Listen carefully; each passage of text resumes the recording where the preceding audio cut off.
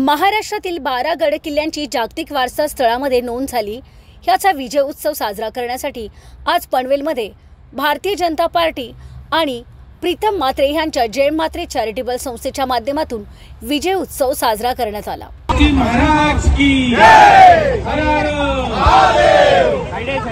अतिशय आपल्या भारतासाठी खूप आनंदाचा क्षण आपण गेल्या 2 दिवसापासून बघतोय आणि खरोखर खास करून महाराष्ट्रात आणि छत्रपती शिवरायांनी जे राज्य केलं हे 12 गडकिल्ले आज वर्ल्ड हेरिटेज साइट मध्ये त्याची नोंद युनेस्कोने करायची म्हणजे ही काही साधी गोष्ट नाहीये।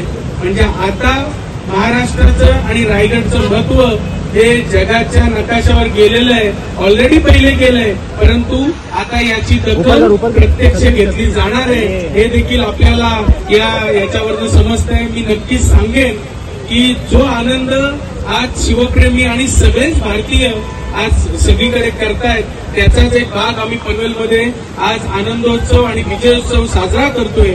कारण भारतीय जनता पार्टी आणि जय म्हात्रे चॅरिटेबल संस्थेच्या मार्फत हे आम्ही जरी कार्यक्रम करत असलो तरी हा समस्त शिवप्रेमी आणि शिवभक्तांचा हा विजय असं मला म्हणावं लागेल।